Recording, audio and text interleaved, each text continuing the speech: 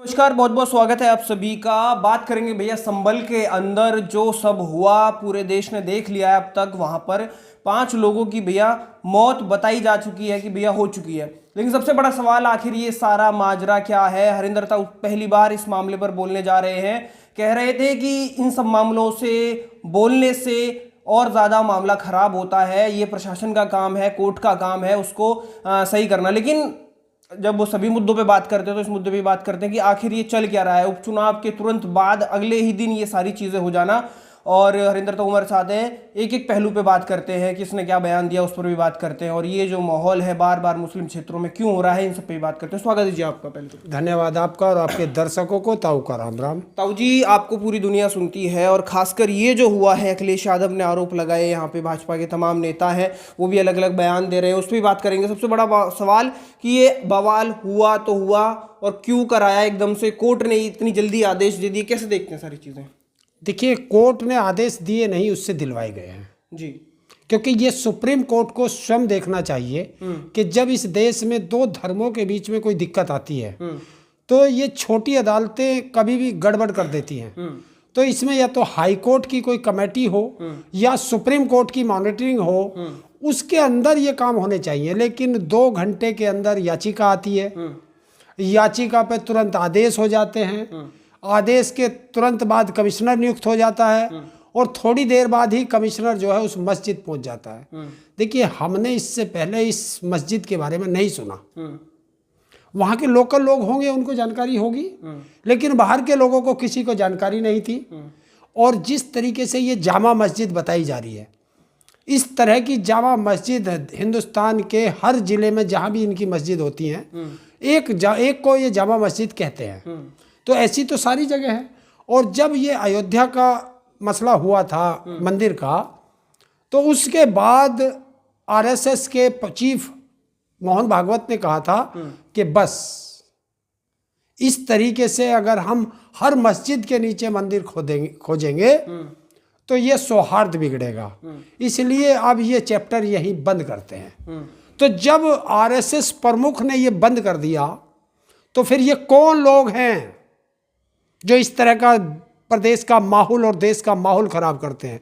दूसरी चीज है, मंदिर हिंदुओं का होगा, मस्जिद मुसलमानों की होगी, लेकिन लड़ कौन रहा है? एक जैन। जो पिटीशन डाली गई है वह जैन। हाँ। तो वो एक बाप और बेटा है, दोनों वकील है। वो ऐसे विवादित मामलों में हमेशा वो ही जाते हैं हिंदुओं के मामले में पिटीशन डालने। तो क्या ऐसे लोग कहीं से प्रायोजित है जो हिंदू और मुस्लिम को लड़ाना चाहते हैं?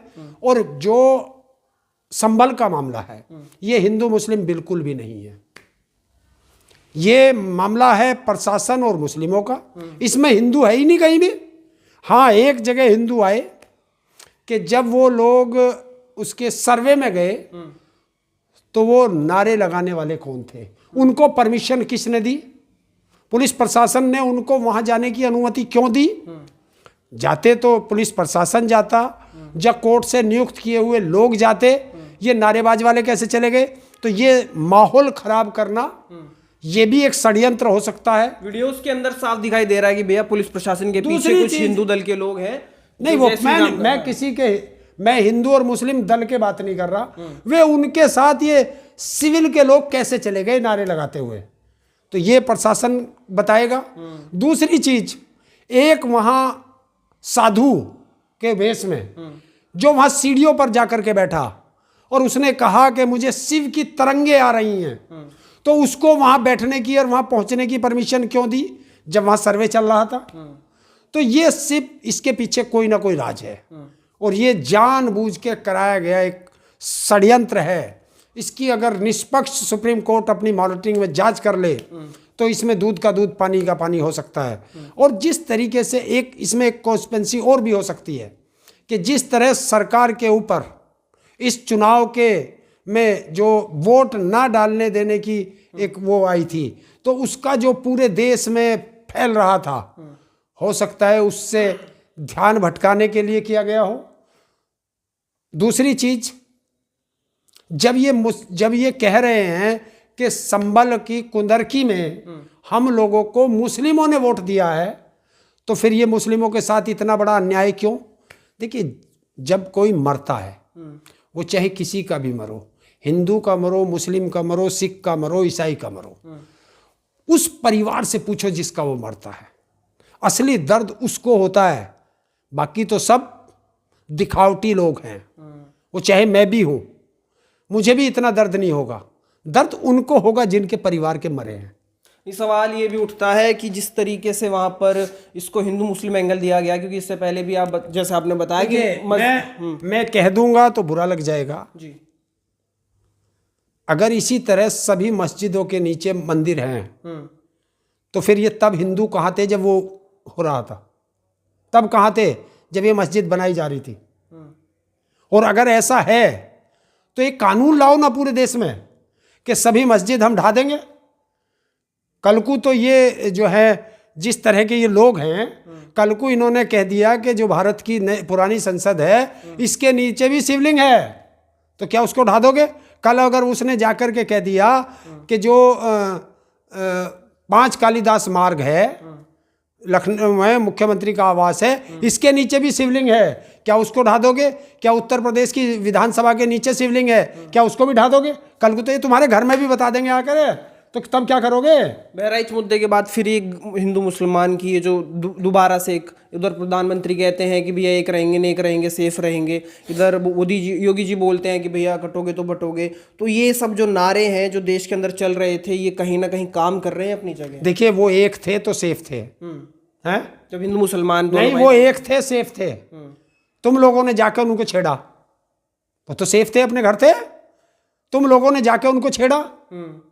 तो पत्थरबाज जो बोला कि पत्थरबाजी करी लोगों ने सबसे पहले, उसके बाद ये माहौल खराब हुआ। देखिए, जब जो वीडियो आ रही है, ना तो मैं वहां था, मैं वीडियो के आधार पर बता रहा हूं कि जब तुम किसी को उकसाओगे, अगर तुम्हारे घर पे आकर के घर के मोंडे पे खड़ा होकर के कोई दूसरे समुदाय का लोग नारे लगाए तो तुम्हें कैसा लगेगा? पहले अपने पे देखो, हैं? तुम्हें गुस्सा लगेगा तो एक्शन का रिएक्शन तुम करोगे। तो ये क्यों गए वहां? जब पहले, जब तक उसका वो मंदिर था या नहीं था, या मस्जिद है नहीं है, जब तक उसका निर्णय ना हो, जब हमने मामला न्यायपालिका में भेज दिया, तो अब तो मामला न्यायपालिका में जा रहा था। 29 तारीख को दोबारा न्यायपालिका को भी ये सोचना चाहिए था कि अगर एक पक्ष तुम्हारे पास आया है तो दूसरे पक्ष को भी तो सुनो। एक पक्ष को सुन के तुमने जो है 2 घंटे में फैसला देके और वो कर दिया, तो इसका मतलब तुम लोग भी चाहते हो देश के अंदर दंगा हो? तुम लोग भी चाहते हो कि देश में अमन चैन ना रहे? या आप किसके इशारे पे आप काम कर रहे हो? एक तरफ पुलिस ने कहा कि हमने गोली नहीं चलाई, 5 व्यक्तियों की वहां मौत हो जाती है, दूसरी तरफ प्रशासन है, हर आदमी अपना बचाव करता है। प्रशासन है, वो अपना बचाव करेगा, वो झूठ बोलेगा। कल डीएम आईजी कह रहे, कल तो उन्होंने कोई नहीं बताया कि हमारे डीएम एसएसपी भी घायल हुए हैं, आज वो घायल बता रहे हैं। वो कह रहे हैं कि हमारी तरफ से गोली नहीं चली, और वहाँ से राइफल से और पिस्टल से गोली चलते हुए जो है उनके वीडियो आ रहे हैं। तो वो बचाव तो करते हैं, झूठ तो बोलते हैं ये प्रशासन। लेकिन प्रशासन को ने ऐसा मौका क्यों दिया कि यहाँ दंगा हुआ? बार बार इस तरीके से जो तस्वीरें आ रही हैं देश में, जो एकता की बात कहती है, हिंदू मुस्लिम सिख ईसाई भाई भाई, इस पर क्या प्रभाव देखते हैं? और इस तरीके से जब मौतें हो रही हैं, एक पक्ष की बार बार वोट नहीं डालने दिया जा रहा है एक पक्ष को, तो उत्तर प्रदेश के अंदर कैसे कहोगे कि भैया जीरो टॉलरेंस? सरकार के पास कोई एक है। देखिए, सबसे पहले तो मैं उन्हीं लोगों से, संभल के लोगों से कहूँगा कि वो शांति बना के रखें।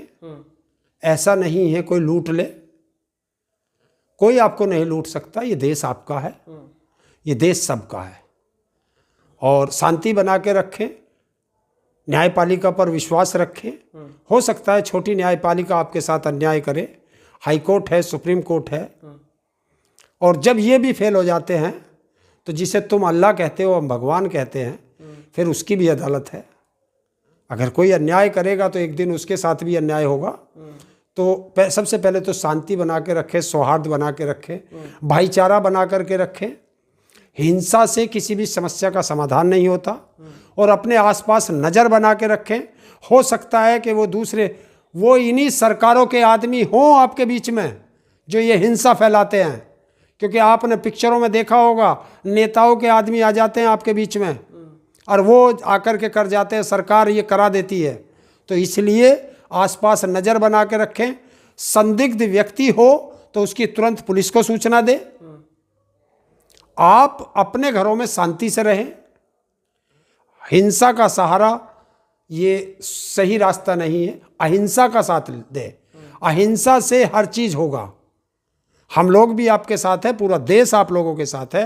अन्याय नहीं होगा, वो चाहे हिंदू हो चाहे मुस्लिम हो, किसी के साथ भी अन्याय नहीं होगा, न्याय होगा और न्याय पे विश्वास रखना चाहिए।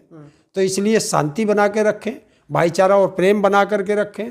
जिस तरीके से सदियों से हमारे पुरखे भाईचारे में रहते हुए आए हैं, उसी तरह रहना है और आगे भी हमें ऐसा ही रहना है। और एक नारा आपने सुना था, बटोगे तो कटोगे, तो वो आपने देख लिया। आप लोग बट रहे हो तो कट रहे हो, सब कटेंगे इस तरीके से, और काटने वाला कोई और नहीं है। मैं बार बार पूछता था सरकार से कि काटने वाला बता दो, सरकार ने नहीं बताया, तो आज मैं ही बता देता हूं, काटने वाली भी ये सरकारें हैं।